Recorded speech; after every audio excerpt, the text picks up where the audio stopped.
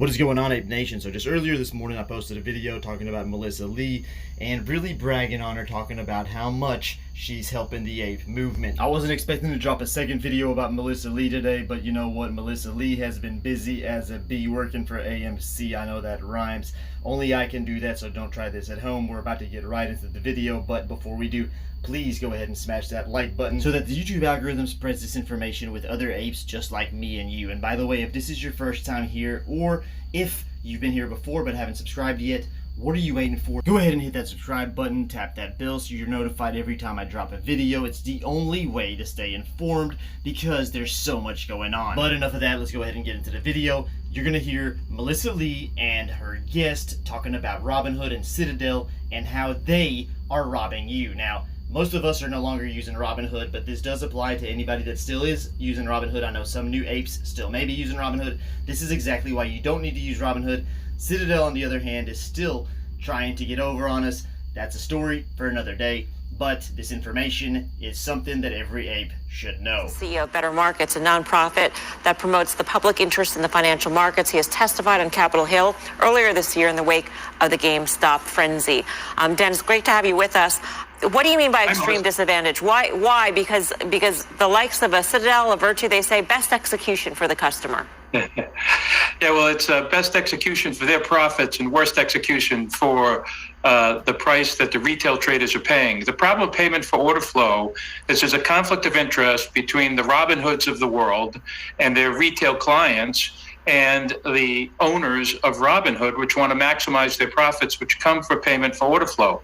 So if you think about it this way, every order that a retail trader places with Robinhood or the others who accept payment for order flow, they take a cut, and that cut is basically added to the price of the stock bought by the retail traders. But it's even worse than that, because the HFT firms like Citadel that buy the order flow are taking their cut too.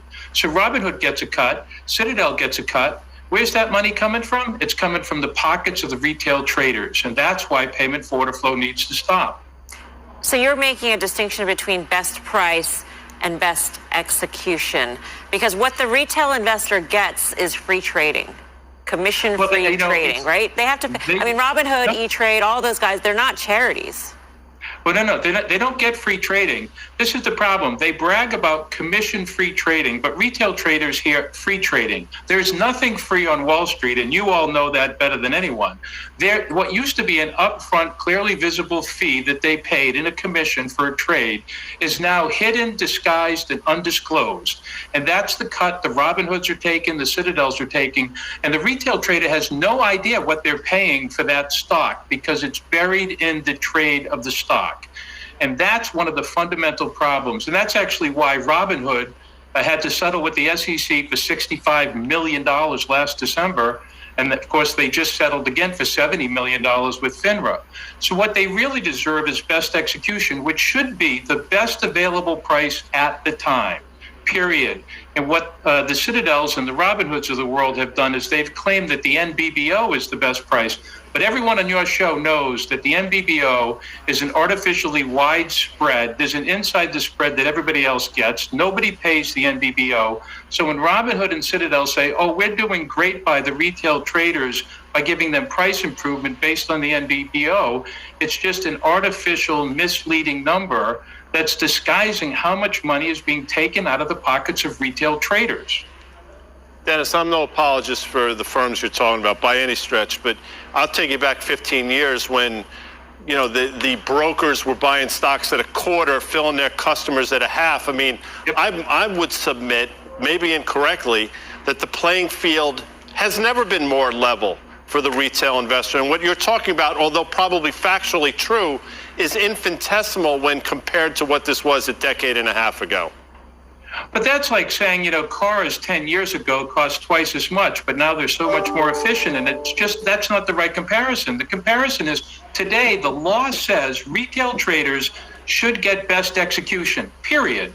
And now what has happened is that these inside players who are making a fortune off of retail traders have defined best execution as the NBBO, knowing that that's not the best available trade at the time, the best available price at the time, and pocketing the difference and not disclosing it, and indeed bragging about the fact that they're giving all sorts of money to retail traders.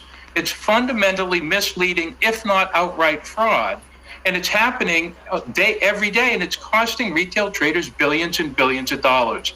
So there should be full disclosure across the board so retail traders actually know what they're paying for the stock that they're buying. And if they can't do that, they should outright ban payment for order flow. But the easiest thing for the SEC to do, nothing's easy, I know, but the easiest thing is for them to define best execution as the best available price at the time.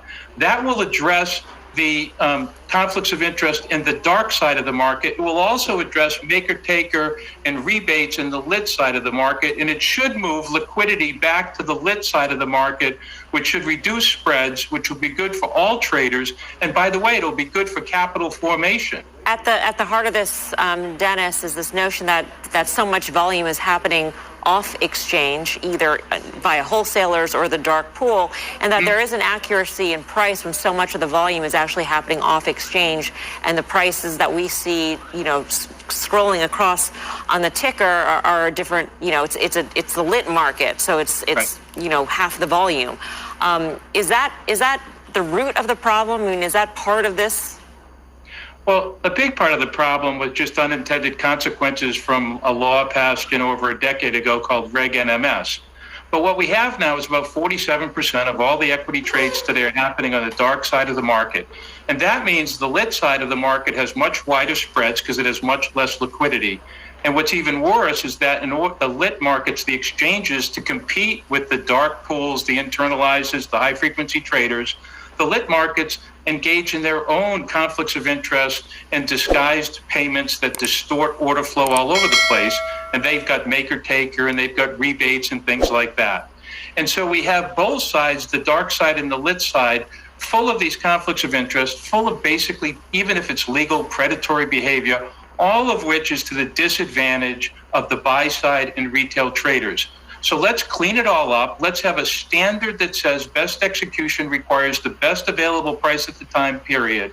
I believe that will reduce dramatically the amount of trading on the dark side. It will cause liquidity to flow into the lit markets, which will have a standard that can be policed by the SEC, and the chairman of the SEC wants to police it. And that's going to cause the cost it's going to reduce the spreads, cause the cost of capital to go down. It's going to be good for everybody except for the people taking their cut, their undisclosed, disguised cut out of the pockets of the retail traders. And that's what needs to be stopped. And if we do that, it's win-win for everybody but that small group of incumbents who are getting rich off of retail traders. Dennis, we got to go now, but thanks so much for joining us. We hope to see you soon. Dennis Kelleher of Better Markets. We did reach out to Robinhood for a statement. A spokesperson wrote to us, "We will decline to comment due to limitations on communications related to the IPO SEC registration process." While I have you here, I wanted to quickly tell you about the brand new First Trade app, available for mobile or PC. The platform will give you access to powerful and easy to use tools and allows you to trade with less restrictions, zero commissions, zero fees, and you can use the first link in the description below to download a free stock today without having to deposit any money. This will greatly help out the channel and is always appreciated. And now back to your regularly scheduled programming. Congrats, ladies and gentlemen, you've made it to the end of the video. If you like what you watched, make sure you subscribe because I put out videos just like this one every single day.